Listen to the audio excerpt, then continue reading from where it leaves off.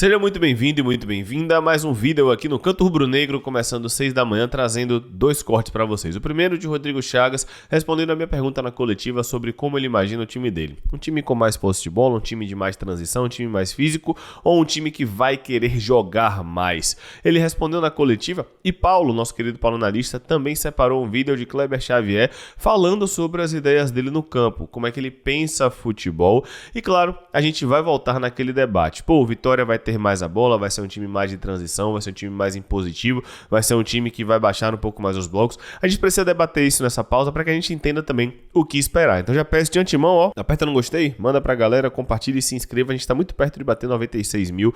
Seu apoio é fundamental. Do lado dos comentários também tem o botão de hypar e você ajuda demais o canto. Lembrando que você que está procurando um atendimento médico, emagrecimento, hipertrofia e performance com visão integrativa, eu recomendo Tom Jefferson, Medicina Esportiva. Um abraço pra Tom, meu irmão, tamo junto. Estou fazendo meu acompanhamento com Tom. Recomendo 200%, atendimento 100% personalizado. Ele com certeza vai te auxiliar e vai te ajudar no seu processo de melhorar. Não é só questão de emagrecimento não, mas de melhorar a sua saúde. Entre em contato que eu recomendo demais aqui no Canto Rubro-Negro. Bom, vamos ver aqui primeiro o Rodrigo Chagas respondendo a minha pergunta na coletiva e depois o corte de Paulo. Confira. Rodrigo, boa tarde. Leonardo Santiago, Canto Rubro-Negro. Boa sorte mais uma vez, sucesso nesse novo desafio. Minha pergunta é com relação à característica de equipe. Ao longo do ano, a gente teve um Vitória que começou tentando ter uma equipe um pouco mais técnica, uma equipe de um pouco mais de bola no pé. Claro, predominância, a gente sabe que existe o equilíbrio. E na retomada, principalmente do ano passado, mesmo sendo outro treinador, a gente teve uma equipe com muita imposição física, uma equipe que ganhava muito duelo, uma equipe que ganhava muita segunda bola. Eu queria perguntar para você, na sua equipe, claro, buscando o equilíbrio, qual predominância você pesa? Você vai pensar em ter uma equipe que preencha melhor os espaços, que tenha um pouco mais de duelo físico ou uma equipe de um pouco mais bola no pé? E se dentro dessa característica você vai montar de jogo a jogo ou vai ter uma ideia base e adaptando a partir daí? Obrigado. Eu vou sempre buscar ter uma equipe construtiva, né? Que tenha bola, logicamente que depende do adversário. Tentamos fazer isso agora no último jogo contra o Atlético, mas é uma equipe que muitas das vezes tinha marcação individual e isso dificultou um pouquinho para que a gente pudesse construir.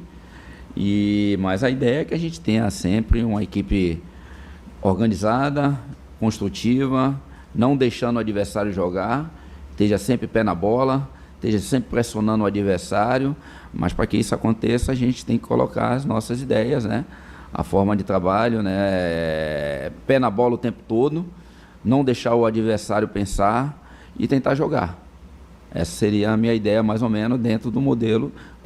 Aí vai entrar as características dos jogadores que nós temos, podendo ou não atuar da forma que nós queremos. Você provavelmente viu essa parte de Rodrigo, mas agora eu vou trazer para você o corte que Paulo fez do auxiliar dele, Kleber dos Santos, explicando também como ele pensa a ideia de jogo, para a gente debater o que se imagina sobre o Vitória. No oferecimento da Global Corretora, sua saúde é o básico e é a nossa prioridade. Garanta condições especiais, 719-8520-8405 ou 719-9224-1694. Você que quer diminuir o preço do seu plano de saúde, seja você pessoa física ou pessoa jurídica, e que também está procurando por um plano odontológico por apenas R$50 por mês, você pode colocar sua família toda como dependente e evidentemente ter acesso ao plano odontológico. Um abraço para a galera da Global. Vamos agora para o trecho de Kleber falando a respeito de como ele pensa futebol. Lembrando que o assunto da antecipação / empréstimo que o Vitória pode fazer e que está em pauta no Conselho Deliberativo já foi publicado aqui no Canto Rubro-Negro no vídeo desta quinta-feira pela noite. Então, caso você não tenha visto, também recomendo que você veja depois deste vídeo aqui. Eu sou um treinador que gosto muito de ter a posse de bola, obviamente, né? Porque a gente como eu tive a escola do Flamengo foi uma escola que me formou muito como treinador no início da minha carreira, e você ser treinador do Flamengo, você não pode pensar diferente disso, de ser protagonista no jogo. Perfeito. De ter atletas que sejam muito qualificados tecnicamente, que sejam realmente muito corajosos para propor o jogo.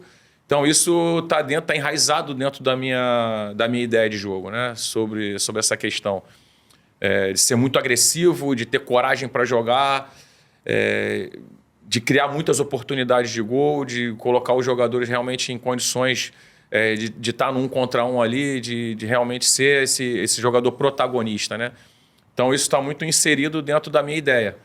E eu penso que essas ideias elas têm que ser dentro de um ambiente que seja um ambiente rico, Que você consiga envolver todas as pessoas que estão ao seu redor, que essas pessoas realmente vivam as suas ideias, não só dentro do campo, mas num momento ali que você está planejando o treino, no momento que você está fazendo uma refeição, no momento que você está no descanso.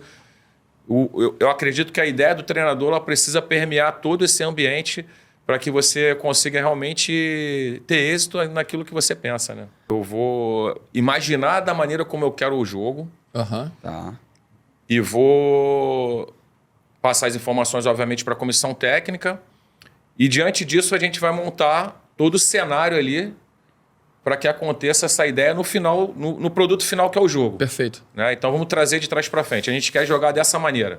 Quero ter posse de bola, quero ser agressivo, quero criar muitas oportunidades contra o adversário. Quando a gente perder a bola, eu quero roubar essa bola muito rápido, mais perto do gol do adversário. Então a gente vai criando esses cenários e fragmentando de acordo com aquilo que você imagina para cada tipo de treino. Então, desde o início da semana, a gente busca colocar essas ideias no menor treino que seja, a sua ideia precisa estar presente. Ela precisa ser coerente para que o seu atleta acredite naquilo que você está propondo. Sim. Porque não adianta eu ter uma ideia de jogo, de ser protagonista, de ter posse de bola, e na hora do meu treino eu não ser fiel àquilo que eu tô apresentando para eles. Então, a partir do momento que você vai dando essas pílulas diárias para o atleta e cada treino que você oferece para ele que tenha coerência, eu utilizo muito essa palavra, né, de coerência e consistência. Você precisa ser coerente e consistente naquilo que você preconiza para o seu jogo, porque com isso o atleta vai incutindo as suas ideias ali de forma natural. Então, aquilo ali, naturalmente, ele vai fazendo um treino menor, daqui a pouco vai inserindo mais atletas, fazendo um treino individual, por exemplo, que o atleta precisa estar com uma orientação corporal para receber um passe, e aquele passe que ele recebeu, ele vai estar em excelentes condições de partir para uma situação de 1 contra 1 contra o adversário. E aí, vamos lá, o ponta esquerda destro, né? Vamos colocar dessa forma, que foi a sua posição, né? Exatamente. De que maneira esse ponto esquerda destro vai se colocar num jogo onde eu coloco a minha equipe num 3-2-5 para atacar contra um adversário no 4-4-2, ele vai estar melhor colocado para que ele leve vantagem sobre o seu adversário. Então, esse pormenor, ele precisa estar inserido desde o seu treino individual até o seu treino maior do 10 contra 10 ali, para que esse atleta realmente ele tenha o entendimento e você seja coerente naquilo que você está pedindo para ele. Eu acredito num jogo mais estruturado, um jogo de posição, vamos dizer assim, né? Onde os jogadores estejam posicionados para que ele tenha vantagens dentro da sua posição ali, você possa orientá-los para que ele realmente seja protagonista onde ele está posicionado. E aí, voltando a essa questão que você fez da pergunta, é sempre importante você fazer um diagnóstico da onde você está chegando, né? O time que você está chegando. Vou para o meu último trabalho agora. Quando eu chego no Flamengo, eu sento com o Felipe Luiz, ele me explica o que ele fazia na equipe sub-20. E ele me deu total liberdade para poder desenvolver o trabalho da maneira como eu acreditava. A gente iniciou um trabalho dentro de um 4-3-3 com um volante e 2 médios, 3 atacantes, 2 pontas e um centroavante, pontas invertidos, e um centroavante, e com as suas variáveis, né? O 4-3-3 com as suas variáveis. Isso foi nos 2 jogos do ano passado, nas finais do Campeonato Estadual e nos jogos da Copa do Brasil. E quando a gente inicia o estadual, eu volto a ter uma conversa com ele e a gente muda estrategicamente aí a questão de números, né? Vamos dizer. A gente muda estrategicamente para um 4-4-2 para ter uma base com 2 volantes, né? Que o profissional vinha jogando dessa maneira e é uma característica muito forte do jogo do profissional do Felipe Luiz. E aí eu junto com o Sandro Gomes e o... Sandrão, grande abraço. E o Cadu, né, o Carlos Eduardo Borges, nosso coordenador, a gente conversa um pouco sobre isso e a gente começa a implementar um jogo com 2 volantes. E me agradou bastante, até pela característica dos atletas. 2 volantes e 1 meia. 2 volantes, na verdade no 4-4-2. 4-4-2. Que se 2-2. Que se transformavam no 4-2-3-1 em certos momentos, porque a gente tinha um meia de ligação ali, o Guilherme, né, que faz essa função muito bem. E esses pontas descendo para fazer uma superioridade numérica pelo meio do campo ali em alguns momentos. Porque, na verdade, esse modelo do 4-4-2 se transformava muito no momento ofensivo num 3-2-5, ou num 2-2-6, ou num 3-1-6. Tem muita variação. Então, era um modelo muito flexível nos momentos que a gente tinha posse de bola. Me agrada bastante esse modelo com saída com 3 aqui. Tô contigo. A partir do momento que você tem jogadores com essa característica, zagueiros que gostam de jogar lateralmente, né, e um zagueiro mais centralizado aqui, que tem um passe longo, que tem um passe de ruptura bem efetivo ali, a gente tem esses jogadores. E 2 volantes, que ficou ali a cargo do Ryan e do Fabiano, né, especificamente nesse momento, e o próprio João Alves, né, que é um outro volante também, o próprio Pablo Lúcio, foram jogadores que fizeram essa função na Libertadores ali. E com laterais que têm característica de apoio pelo lado direito e característica de suporte pelo lado esquerdo. Então, entrando nessa questão que você me perguntou sobre o diagnóstico, de observação realmente da característica dos atletas que estão naquele momento ali, para que a gente possa colocar dentro desse jogo de xadrez ali o melhor de cada um, né? Eu procuro, preferencialmente todos os dias, terminar um treino de 10 contra 10. Legal. Famoso coleta.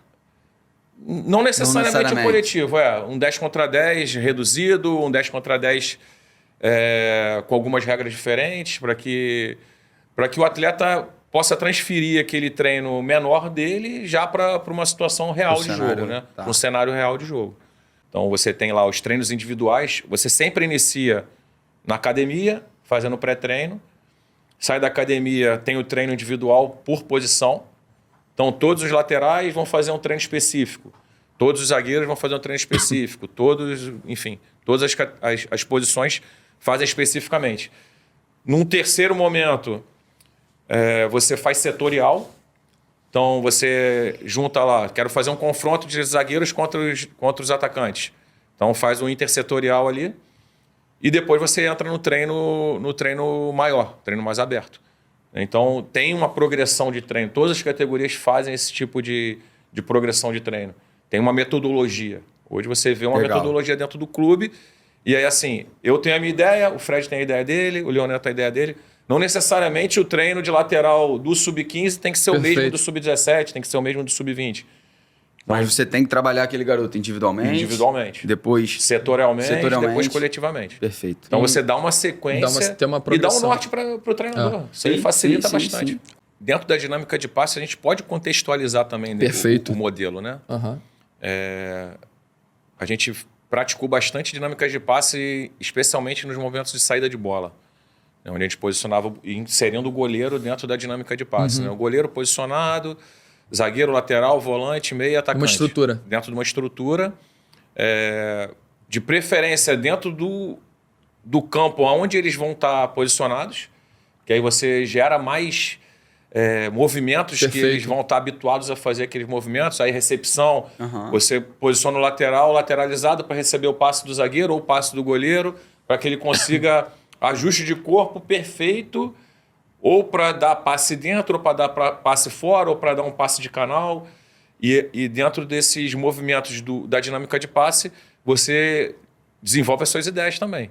Ou pode ser uma dinâmica de passe para desenvolvimento individual geral. Perfeito. Né? Repertório motor, repertório técnico. Repertório motor, repertório técnico. De uma dinâmica de quadrado, onde você recebe, ajusta corpo, passa. Ou dinâmica de passe que você precisa fazer um movimento de frente e costas. São dinâmicas de passes que a gente utiliza 3 a 4 vezes na semana como forma de aquecimento, né? Uma forma inicial do treino ali. E já coloca o atleta numa condição neural preparado para o próximo exercício. Né? Eu acho que são treinos muito importantes e que você gera repetição, repertório motor. E eu acredito bastante no treino dinâmica de passe. Pois é, meus amigos, aparentemente teremos um Vitória tentando jogar e tentando ter a bola. Não ironicamente, as melhores chances do Vitória contra o Atlético Mineiro foram em transição. foram quando o Vitória teve mais espaço, teve mais chegada no último terço, com mais profundidade. Poderia sim ter feito o segundo, como poderia também ter tomado empate. O jogo do Galo foi superestimado em alguns aspectos táticos. De modo geral, não foi um jogo tão bom quanto o momento, o clima e o contexto fez parecer com que fosse. Mas espero que o Rodrigo evolua. Eu confesso que me incomoda um pouco essa ideia do Vitória ter a bola, do Vitória tentar jogar. Eu acho, do meu modo de ver, que agora, por uma questão de sobrevivência, seria primeiro sustentar um pouco, baixar um pouquinho para ganhar confiança, voltar a ganhar jogos em sequência, para aí sim a gente começar a soltar mais o time. Mas enfim, foi o que funcionou no passado, espero que a ideia de Rodrigo funcione esse ano. Comente aí o que é que você achou, deixa o like, se inscreva, compartilhe. Tamo junto, é nóis, um abraço, valeu, fui!